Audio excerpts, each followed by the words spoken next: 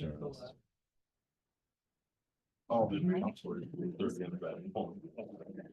like to call the November 13th Triton School Board meeting to order. Please rise for the Pledge of Allegiance.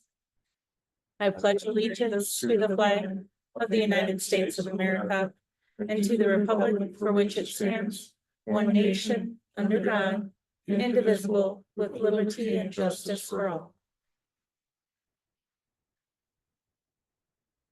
Recognition of visitors, open forum. There were no requests. Number 4, approve agenda. So moved. Second. Motion by Dwayne, second by Brian. All in favor? Opposed? Motion carries. Cobra Pride. Yeah, I just wanted to, and I know the principals are gonna talk about this a little bit later too, but just did want to recognize Chair Bradford. And you guys can expand on that when we get to that. How about that? We'll share it. Number 6, approve consent agenda. Also moved. Second. Motion by Rebecca, second by Dale. All in favor? Opposed? Motion carries. New business, discuss approve resolution canvassing returns of votes of school district general election. So moved. And it is a resolution. Motion by Lloyd, second by Jim. We'll do a roll call vote. Brian, Yes. Dwayne, Yes. Lloyd, Aye. Dale, Yes. Jim, Yes. Rebecca, Yes. and Wendy, yes. 7.2, discuss approve resolution authorizing issuance of certificates of election and directing school district clerk to perform other election related duties. Second. Motion by Dwayne, second by Brian. Again, it's a resolution, so we'll do a roll call. Brian, Yes. Dwayne, Yes. Lloyd, Aye. Dale, Yes. Jim, Yes. Rebecca, Yes. and Wendy, yes. 7.3, discuss approve overnight stay for students to attend the FFA State Convention, December 9th through 10th, 2024 in St. Cloud. I'm surprised Mr. Eckler didn't. As I say. Yeah. Usually they do. May I speak? Absolutely. We did have a conversation about this, this morning. He was unable to attend the meeting tonight. It sounds like it's a 1-year change for the state convention from what I understand. So there's 2 opportunities this school year. That's why it's different from the one in the spring they've normally done, was my understanding. So I told him Okay. I'd bring that forward tonight. So there won't be one in the spring, it's just this one? I believe This school this year? this school year was my understanding. Do we know how many students would be attending? I do not. Okay.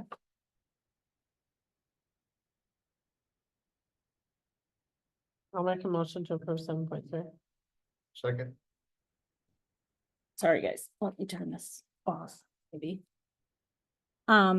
Motion by Rebecca, second by Dale. All in favor to approve 7.3?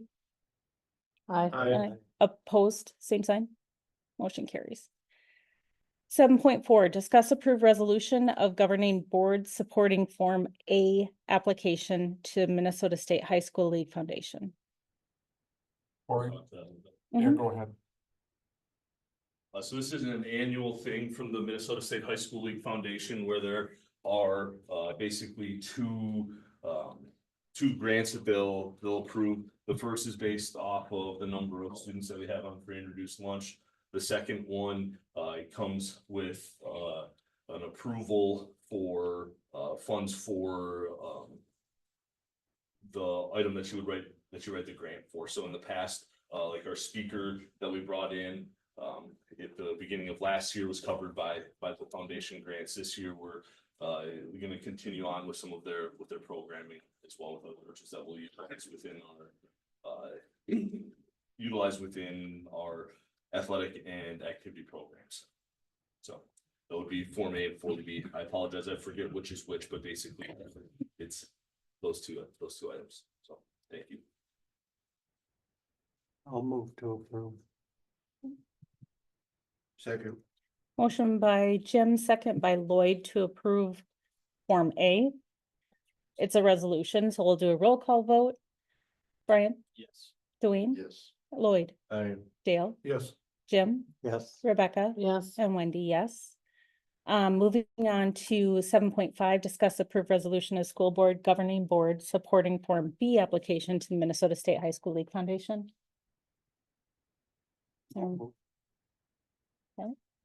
Second. Motion by Jim, second by Brian. Again, will be a roll call vote. Brian, Yes. Dwayne, Yes. Lloyd, Aye. Dale, Yes. Jim, Yes. Rebecca, Yes. and Wendy, yes. 7.6, discuss approved 2024-2025 snow removal quote.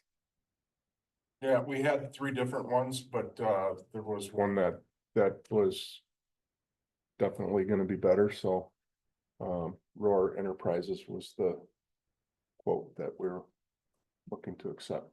Is that who did our snow removal last year as No. well? Okay, No. not that we last year had was a snow diff- to remove. It was a different company last year. Okay, But they do have a couple pieces of equipment that are unique, and I Mhm. think will be helpful. And remember, we only call them if we need them. A lot of times we can take care of it ourselves, but if we get a big snowfall where we have a lot of snow, the bigger equipment comes in handy. Make motion, please, 7.6. Second. motion by Dale, second by Rebecca to approve 7.6. All in favor? Opposed? Motion carries. 7.7, appoint principal Shane Van Beek as LEA representative. And this basically gives him the authority to write the title grant every year. Which he's been doing and doing a great job, Mr. Van Beek. So moved. Second. Motion by Dwayne, second by Dale to approve 7.7. All in favor? Opposed? Motion carries. 7.8, discuss approved calendar adjustment. So we talked about this in our study session. This would basically just be adding a day off for staff and students. And that would be the 22nd of April. The day after, so it would be a Tuesday, which is the day after kind of the Easter break. So it just basically extends that break a day. It does give the staff time to do we've kind of found time once each month for them to do the additional work that they're going to need to do with the READ Act. April was the only date or the only month that we couldn't find a date. So that was the MOU that we agreed that we would add one day off. And that would give them time to do that.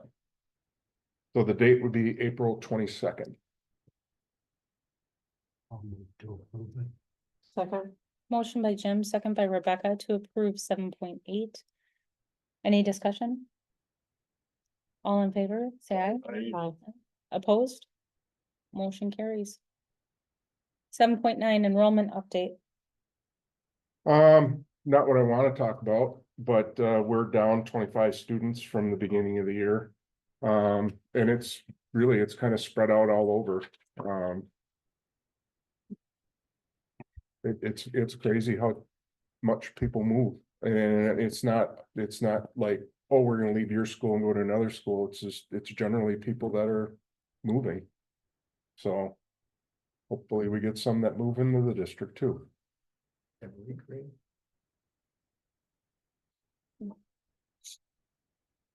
Which, No, I'm just talking out loud there. okay. The good news, I guess, is that the 850 that we're at is still 7 above what we budgeted for, because Amy budgeted for 843. So it's still above that, which that's positive.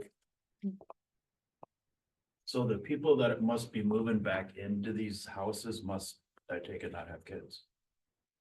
A lot of times, Cause I mean, there's not a lot of houses for sale. no, and that's the thing, when houses do go up for sale, a lot of times they're not even on the market. I mean, they don't even get to the market before they're already sold.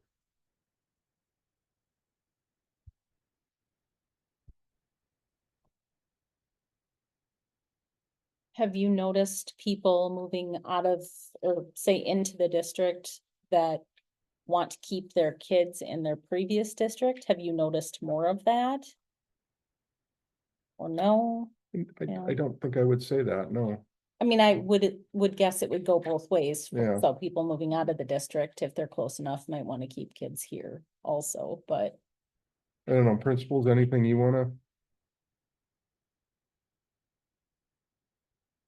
That pretty accurate? We have had some students leave this year to explore alternatives at the ALC this year, so we had more of that, and we had more. Students than the previous few years leave to do online school. I'd say in the past month, that definitely, it doesn't account for the complete No, 25. though those definitely are in there too. But have seen more of that than we have the past few years.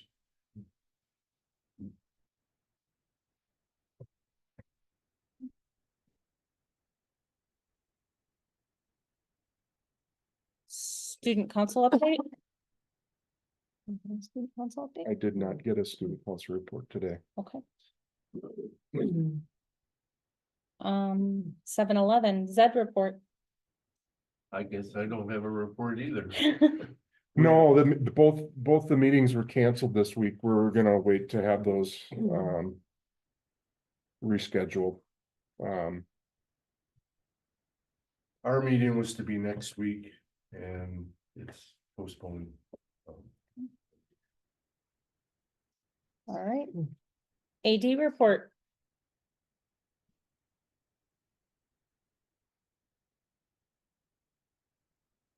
All right, so we got a couple of fall season recognitions that we need to do.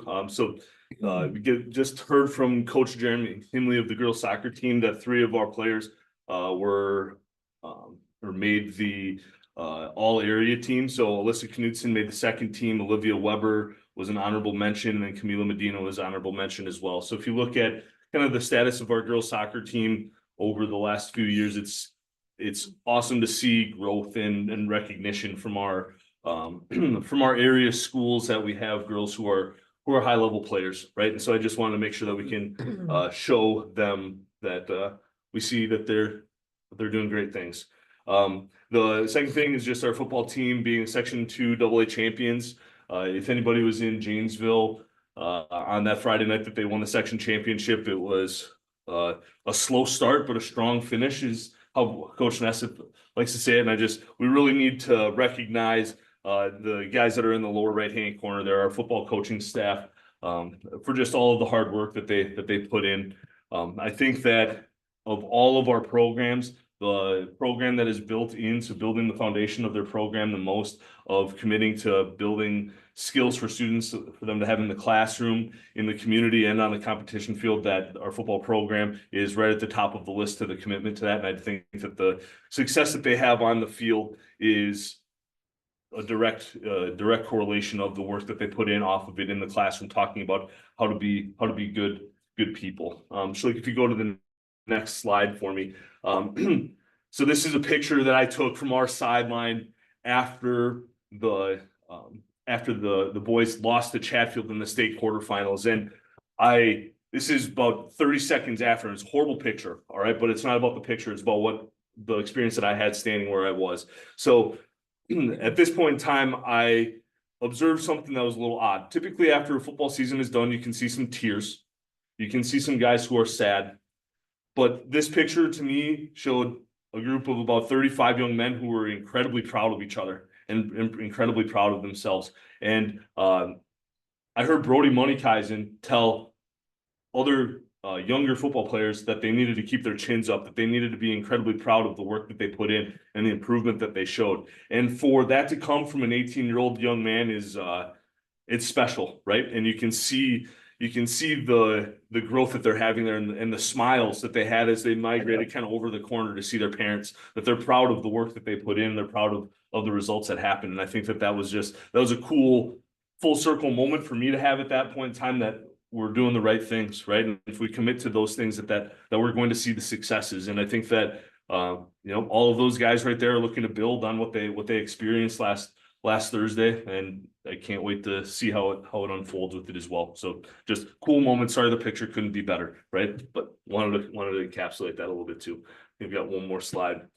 Just a couple things to round it out. Like we talked about the MSHSL Foundation grants. The fall play is running this week, so we had the matinees today. The productions are Thursday, Friday, and Saturday, starting at 7 p.m. It's a great little show, just kind of a spoof on the Harry Potter series, if anybody has read those books. Winter sports started at the beginning of this week with girls basketball. Basically, everybody else starts. Girls basketball and dance. Dance started a couple weeks ago, sorry, but everybody starts in its entirety next Monday. And then we've got the MHS induction coming up next Tuesday. So things are kind of starting to pick up here again after we kind of had a little downtime between seasons, but we're excited and ready to go as the girls basketball team plays their first game next Friday in New Richland. So it's coming. So, any questions? Thanks, everybody. Thank you. 7:13, principals reports.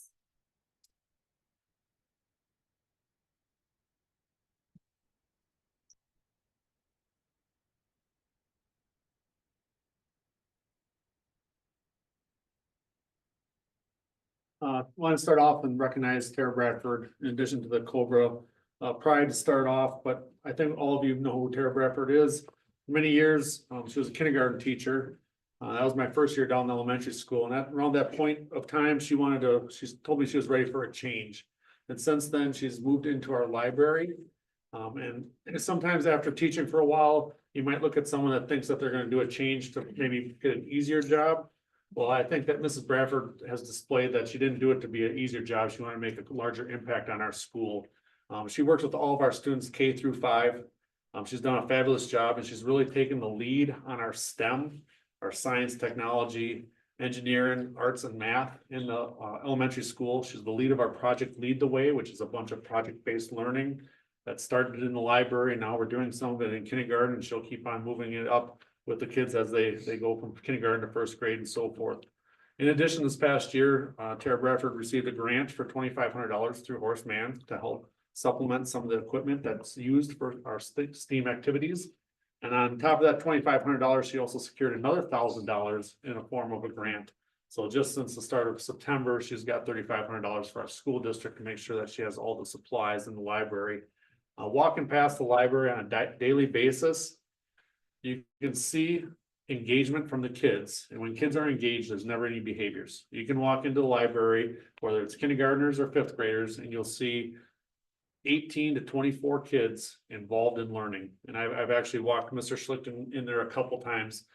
You just see kids around the library building stuff, coding, working on robots, working on different puzzles. It's a great thing to see. It's unique too, because a lot of times when you have the superintendent and principal walk into a room, usually everybody stops and like looks at you. I don't even think they noticed we were there. No, because they're into They the just kept activities. going. I wanted to highlight a few other things that Mrs. Bradford has done for our elementary school and our school district. Just last night, we had parent-teacher conferences. She began in book drive. And just last night, she gained over about 200 books that are going to be usable not only for our library, but to be able to send home with some families as well. Of course, she runs a book fair every year for us. And last year, she started an event called Books and Donuts, where parents came in with their elementary kids in the lunchroom and had opportunity to have a donut from Taher and read some books at the lunch tables. And there was over 100 parents in our lunchroom for that activity. So very well deserved. I could go on and on about Mrs. Bradford. She's not only a teacher, she's a leader in the elementary school, and very, I can't do enough to honor Mrs. Bradford and the work she's doing for our students here at Triton Public Schools.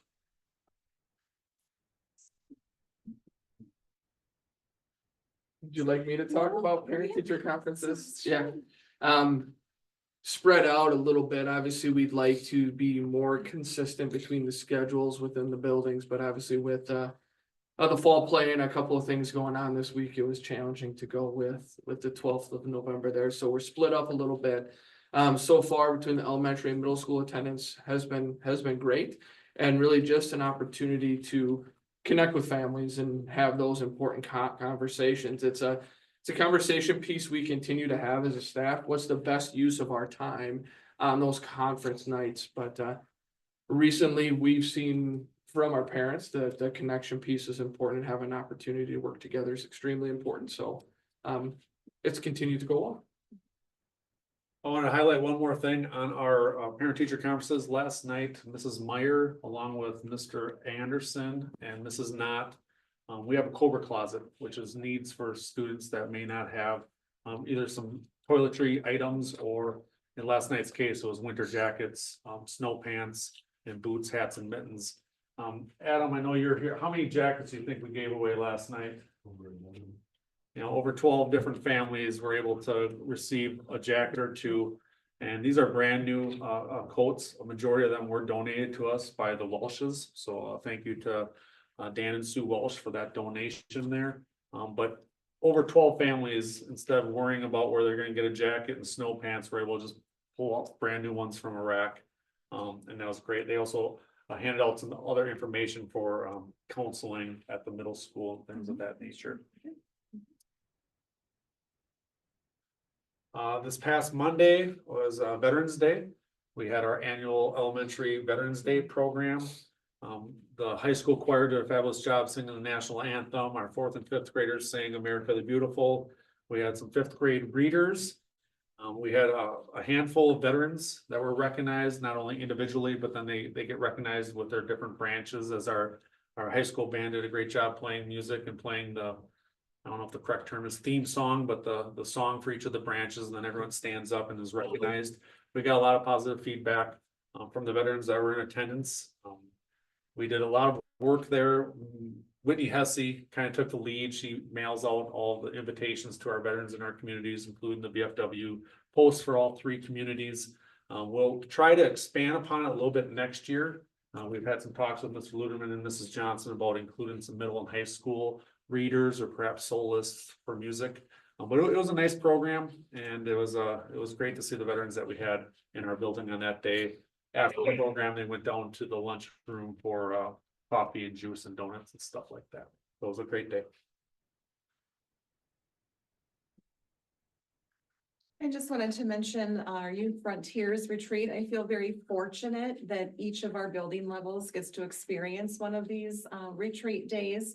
We do kindness retreat in 4th grade, the courage retreat is in 8th grade, and then 10th grade respect retreat. And we've even had some staff retreats too over the years. Truly, I was thinking, like, how many of these retreats have I been to? And I think it's close to about 20 of them. And they've all been amazing. And I'm not just saying that, like, the day is a very powerful, impactful day for our students.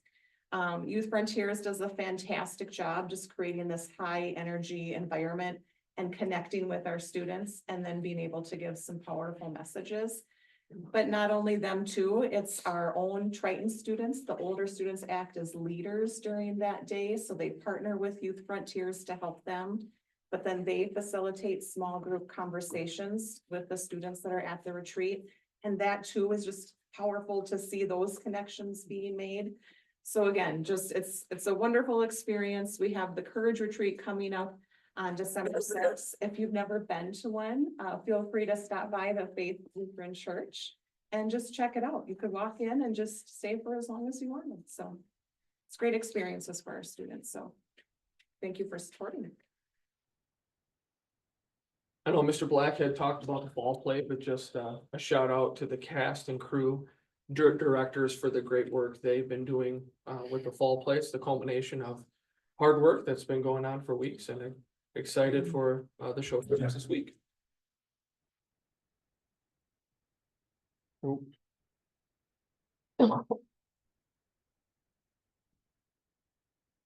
Upcoming calendar items.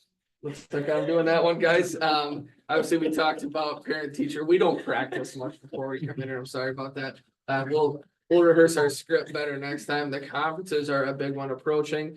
The summit there, the STEAM one, you see that November 12th. Obviously, that's taken place already. Our junior class had an opportunity to attend a hands-on career and college fair this week. So an excellent opportunity for our junior class. National Community Education Day is this week. So obviously we have a number of individuals that are involved in community education here, and thankful and grateful for the great work that they do to make sure and acknowledge those individuals. Once again, we've seen it before, hard to believe it, but we have the fall play, but the part that's hard to believe is Thanksgiving time is approaching. So we have a few days off school. This school year seems to be flying by real quick. Want to talk about the Guthrie piece? Yeah, it's just been a tradition in the middle school that the seventh grade does a ski trip and then they get a theater experience. So they're gonna be going to the Guthrie on December 4th to see A Christmas Carol. So very excited for that. And Mrs. Rossi, who is here, she organizes that event. So thank you, Mrs. Rossi. Then we have our next profile of a graduate program approaching on December the 13th at 7:30 in the morning. If you want to mark that in your calendars, we'd love to have you there for that. Crossing Guard update. I believe this is year 2 or 3 since we've had a crossing guard. I can't remember exactly. In previous years, we've addressed it a number of ways. Obviously, we believe there is a need there. The intersection is busy. We have a number of individuals that walk to school. So as an administrative team in previous years, we've shared the duty. This year, we have some other employees out there that are at the crossing guard. But we usually take a break for the winter. We haven't seen the students that walk as much during that time. So wanted board to have a heads up that we'll stop this month here and we'll make sure and communicate that with our families as well. But didn't want you to be surprised by seeing that. So wanted you to have a heads up. Any questions from the board? Thank you for what you do. Thank you. Thank you. Superintendent's report. Mr. Luhrmann, you want to come back up here? Sure. The first thing, Luke wanted to chat a little bit about dates for, a retreat. He talked to Lee today, I believe. Yeah, those of you that have been on the board, you probably remember the process when Mr. Schlichting started the role. Had a conversation with Lee today, his availability. The two options, actually we have a number of options, but on my calendar and going through it would be Wednesday, the 25th of June, or the Thursday after. Wednesday or Thursday of that week. So it'd be from 4 to 9 PM.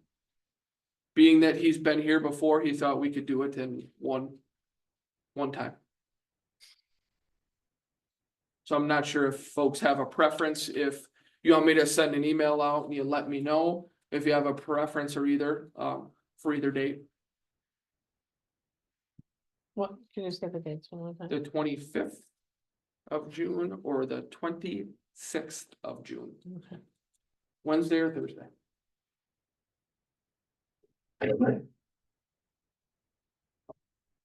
My preference would be Wednesday, but I can make Thursday work. So Okay.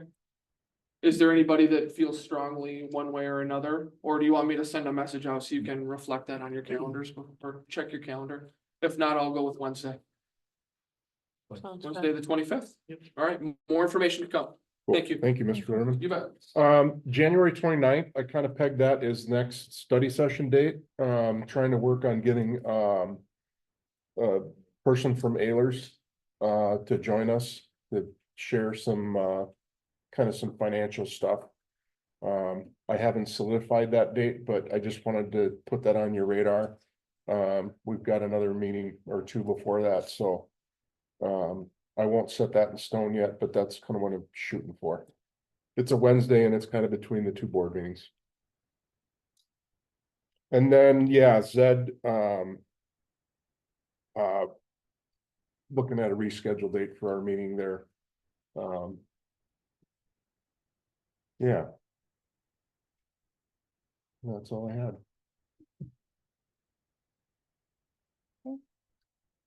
any other?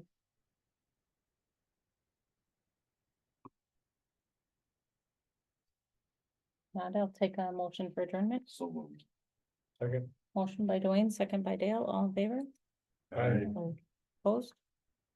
Of course not. Next school board meeting is Monday, December 16th. Thank you.